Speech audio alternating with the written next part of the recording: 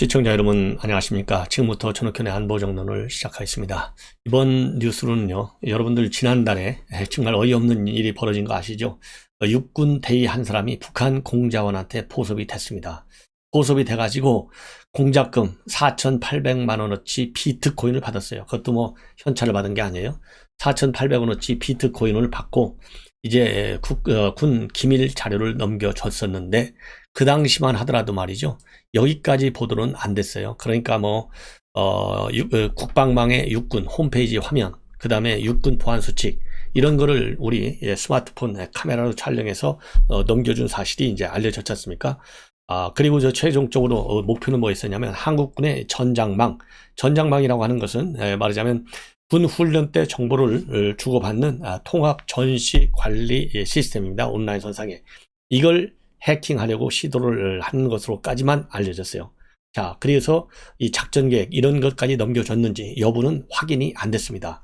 왜냐, 이게 중요할 수밖에 없는 게 이 사람 소속 부대가요, 참수부대 소속이에요. 그러니까 참수부대는 쉽게 얘기해서 이제 김정은이 제거하는 계획이잖아요. 김정은 플러스 알파들. 자, 그런데 이 참수부대 소속 현역 장교가 북한 공작원한테 포섭됐다. 그러면은 당연히 참수작전도 넘어갔을 것이다 라는 가정이 성립하잖아요. 이게 가장 기본적 합리적 추론이에요. 이게 상식적 추론입니다.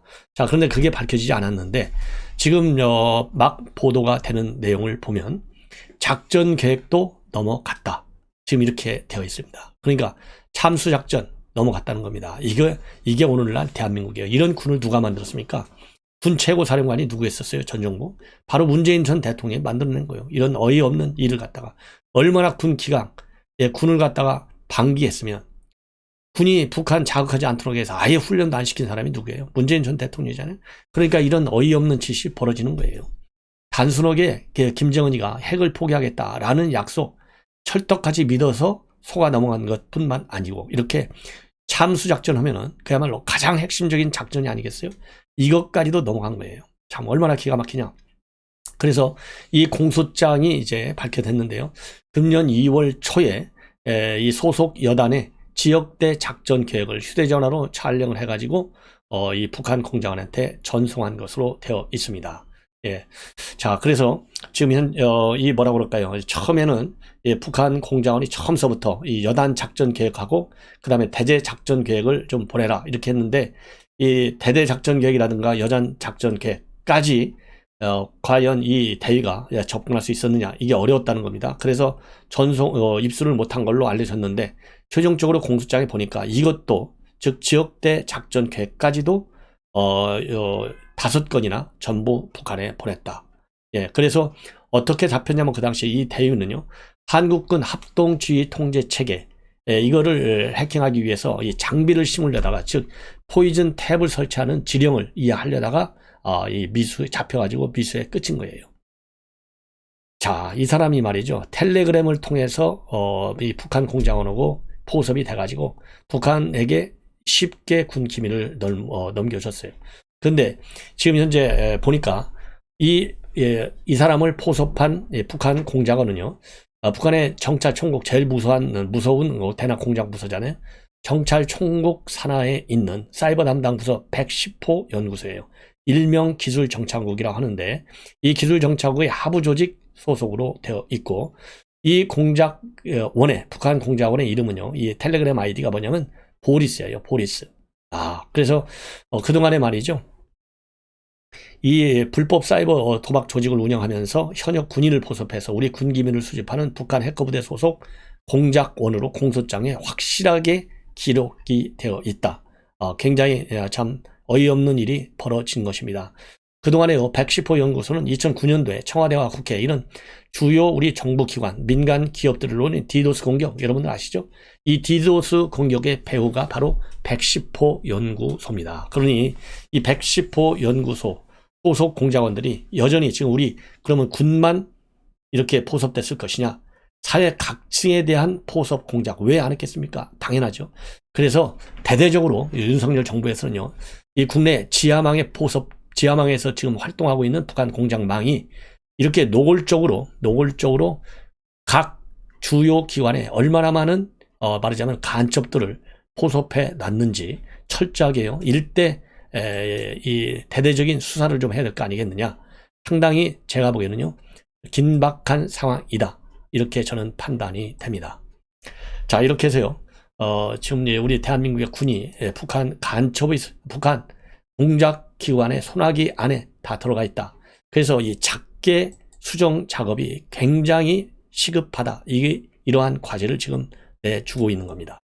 자, 이렇게 해서 이 북한 공작원한테 포섭된 우리 군 장교, 이 기가 막힌 이 간첩 사건, 조금 저 말씀을 드렸는데요. 제가 보기에는 이제 앞으로도 이게 이제 공개 재판으로 넘어갈 거 아니겠습니까? 그러면은 이 재판 과정에서 또 어떤 기밀이 추가적으로 넘어갔는지 예의주시할 필요가 있지 않을까 하는 생각이 들어요.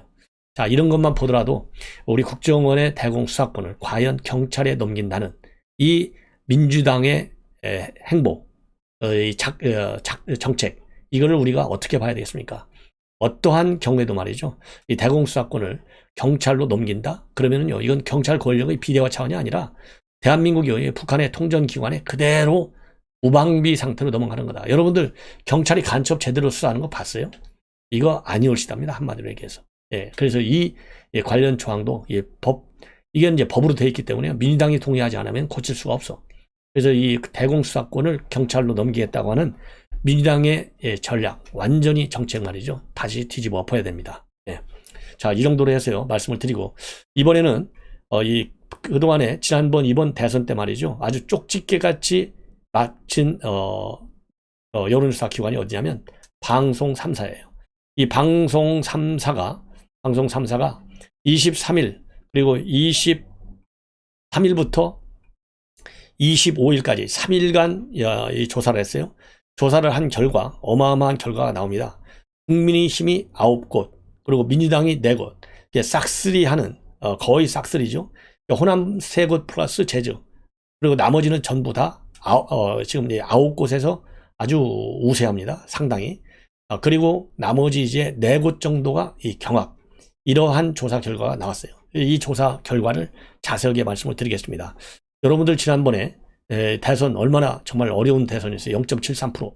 0.73%인데 그때 정확하게 맞춘 데가 KBS, MBC, SBS예요. 그래서 이번에도요. 똑같이 입소스, 한국 리서치, 코리아 리서치를 대상으로 해서 휴대전화 면접 방식으로 조사를 했습니다. 자, 이 조사 내용을 여러분들께 상세히 말씀을 드리겠는데요. 자, 국민의힘 9군데, 그리고 이제 경합인대가 세종, 경합인대 말이죠. 경합지역 4곳입니다. 경합지역 4곳. 이 경합지역 4곳은요, 경기, 세종, 이 2곳이 가장 강하게 지금 이제 접전을 보이고 있는 경합지역으로 지금 분류가 되고 있어요. 그래서 이 내용을 자세하게 여러분께 말씀을 드리겠는데요. 우선 시도지사 선거 내용을 쭉 말씀을 드리게요. 자, 서울은 53.6대, 우리 국민의힘을 먼저 불러드리겠습니다. 어디가 됐든지 간에. 오세훈 53.6대, 송영길 31.2. 그 다음에 이 경기의 경우에는요. 경기의 경우에는 김은혜가 37.7대, 김동연 39.1입니다. 불과 1.4% 차이인데, 중요한 것은요. 지난 5월 16일 날 열흘 전에 발표할 때는 36.1대 37.3. 그래서 1.2% 차이가 났는데 그만큼 지금 이제 줄어들고 있는 겁니다. 그래서 이걸 보면 초박빙인 것이 맞다. 그 다음에요. 또 하나 인천의 경우를 보면요. 인천 유정복이 39.9대 박남춘 35.8인데 인천의 경우에는요. 박남춘 상승세가 보여요. 지난 5월 16일 날은 유정복이 37.5 그리고 박남춘이 30.4 그래서 7% 차이였는데 이번에는 4% 차로 추격이 만만치 않습니다. 예. 그래서 오차 범위 밖에서 오차 범위 내. 그 다음에 충남지사 선거의 경우에는요. 이 김태흠이 43.8 그리고 양승조 34.7 9.1% 차이로 김태흠이 앞서고 있어요. 그런데 5월 16일 날 발표에 따르면 지금 김태흠이 40.5 양승조 34.3였는데요. 그러니까 6% 차이에서 이번에는 9% 차이로 벌어지고 있어요. 그 김태흠은 3%나 올라갔는데 양승조는 멈춰 있는 점. 이게 지금 차이입니다. 그 다음에는요. 대전 세종의 경우에 대전 대전의 경우에는요, 이장호가 36.1, 허태정이 40.0입니다. 세종의 경우에는요, 최민호가 40.4, 이춘희가 38.5입니다. 자, 최민호. 그 다음에 강원, 제주, 강원도의 경우에는요, 김진태 44.9에 이광재 34.0입니다. 그 다음에 제주도의 경우에는요, 오영훈, 우리 허향진, 국민의힘 먼저입니다. 31.6. 그 다음에 오영훈, 민주입니다. 42.3입니다. 그 다음에요, 이 부산의 경우에는 박형준 52.3, 그 다음에 변성환 25.9입니다. 울산의 경우에는 김두겸 43.4, 그리고 송철호 27.1입니다. 그리고요, 이제 마지막 광주의 경우에는요, 주기환 9.2, 그 다음에 강기정 56.1입니다. 자, 이렇게 해서 쭉 여러분들께 말씀을 드린 대로 대전, 세종, 그 다음에 충남, 그 다음에 경기, 여기가 이제 초박빙 구도로 지금 가고 있어요.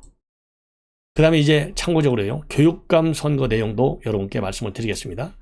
교육감의 경우에 서울의 경우에는요, 조희연 25.4, 박선영 11.1, 조정혁 9.0, 조영달 3.0입니다.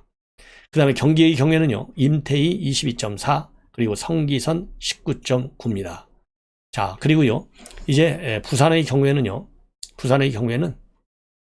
김석준 28.7, 그 다음에 하윤수 23.7, 그 다음에 인천은 도성훈 19.3, 최계훈 14.2, 그 다음에 서정호 4.3입니다.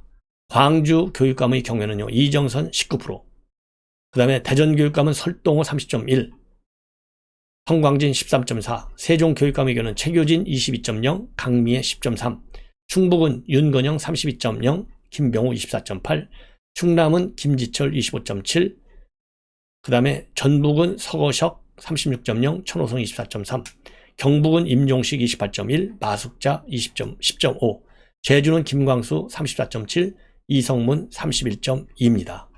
자, 그래서요, 이번에 가장 중요한 데가 이제 서울이 아니겠습니까? 참, 서울에서는 역시 보수 분열로 인해서 이기기가 굉장히 어렵게 됐다. 그리고 이번에 지방선거의 성격은 뭐냐? 안정론에 힘을 싣고 있습니다. 우리 국민들이 여당 후보를 찍어야 된다가 52.2, 아니야, 견제를 위해서 야당을 찍어야 된다가 39.8입니다. 그 다음에요, 정당 지지를 보면요, 우리 국민의힘이 11.1%를 앞서고 있어요. 국민의힘은 44.4, 그리고 민주당이 33.6, 그리고 윤석열 대통령 긍정평가가 50.2, 부정평가가 29.7입니다. 그리고 반드시 투표하겠다 75.5고요. 가능하면 투표한다가 17.1입니다. 자, 그리고요, 사전 투표하겠다는 응답은 41.9, 본투표 하겠다는 응답은 52.4입니다.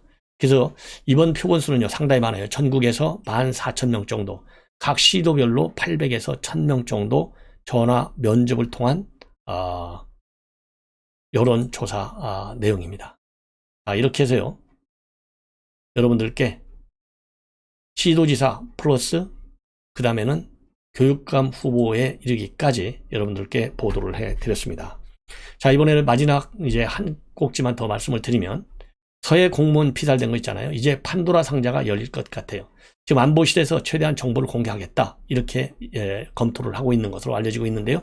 여러분들 잘 아시다시피 서해 공무원 완전히 피살됐다, 북한에 의해서 이제 피살이 됐는데, 이게 피살이 아니고 월북했다, 이게 문재인 정권의 결론이에요. 그리고 이 해수부 공무원 아들 대통령한테 편지까지 썼잖아요. 그리고 대통령이 약속까지 했지 않습니까? 자, 최대한도 답변을 주겠다. 그런데 약속을 안 하고 지금 양산에 내려갔어요. 자, 그러니까 이 형이, 이래진 씨가 말이죠, 정보 공개 청구 소송까지 냈는데 1심에서 이겼어요. 1심에서 이겼는데 청와대가 항소를 했어요. 그래서 서울고법에서 현재 2심이 진행 중에 있습니다. 청와대 안보실하고 해경이 항소를 했습니다. 그런데 지금 문제가 말이죠, 윤석열 대통령은 대통령실에서 지금 이거를 항소를 포기할 것이냐 말 것이냐 지금 면밀히 검토 중에 있다라는 보도가 나오고 있습니다. 그런데 지금 안보실 내 분위기를 보면요, 국가의 중대한 이익을 해칠 우려가 없을 경우에는 최대한도 정보를 공개하겠다, 이 방향으로 법률 검토를 하고 있는 것으로, 그리고 또 내부적으로도 정보 공개 가능하면 신속하게 한다. 이것이 상당한 이 공감대를 형성하고 있는 것으로 그렇게 알려지고 있습니다. 예. 그래서 이 안보실 관계자가 언론에 밝힌 바에 의하면 정보 공개를 전향적으로 검토하려고 노력하고 있다. 이렇게 되어 있고, 공개 범위는 조금 더 봐야 되겠다. 예, 그리고 다음 변론 기일이 6월 22일인데 그 이전까지는 이 항소치와 여부를 진지하게 검토하겠다. 그래서요, 이 안보실도 마찬가지지만 이제 해경도 항소치와 검토할 수 있다. 이렇게 지금 보도가 나오고 있고요. 참고적으로 윤석열 대통령 작년 12월에 집권하게 되면 이 관련 자료를 공개할 것이다. 이렇게 얘기한 바 있고, 또 안철수 위원장도요, 최근에 유족을 만나가지고 뭐라고 얘기했나? 새 정부가 출범하는 즉시 정보공개 결정에 대한 항소를 처리하도록 요청하겠다. 이렇게까지 밝혔습니다. 자, 그래서 제가 보기에는요, 지금 이 문제 반드시 공개가 최대한, 이거는 알 권리 충족 차원에서 플러스 이 피살된 공무원 유가족들의 어떤 최소한의 기본적인 인권, 그리고 제대로 된 국가안보 체계, 그렇잖아요. 이거를 확보하기 위한 이런 취지에서도 반드시 최대한의 알 권리 충족 차원에서 많은 공개가 이루어져야 되겠다라고 저는 봅니다. 그리고 이미 유족 측에서는요, 문재인 정부 관계자들을 살인 방조, 직무유기 혐의로 고소 조치를 한 바 있어요. 그래서 이거 재판 제대로만 돼도요, 참 문재인 대통령 뭐라 그러죠? 이 법적 조치 피하기가 어려울 것 같다라고 하는 것이 저의 판단입니다. 자, 시청자 여러분, 제가 심야 방송을 통해서도 말씀을 드렸는데요. 오늘하고 내일 사전투표가 있게 됩니다. 그래서 최대한도 많이 사전투표를 해 주십사, 이런 말씀을 드리고, 그리고요, 주요 지금 현재 시간 오전 9시 기준으로 보면 사전투표율이 1.59%로 지금 나와 있습니다. 자, 그리고요, 여야 원내대표가 오늘 12시에 추경안과 관련해서 최종적인 이 단판을 지을 예정에 있는 것으로 그렇게 알려지고 있습니다.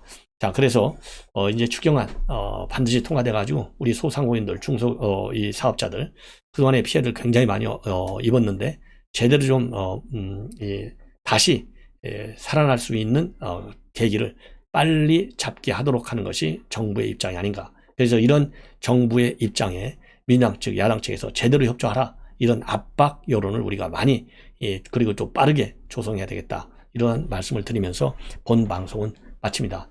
또 바로 이어서요, 중요한 뉴스 또 여러분께 전해드리겠습니다. 계속해서 알람을 설정해 가지고 많이 방송을 들어주시면 대단히 고맙겠습니다. 감사합니다.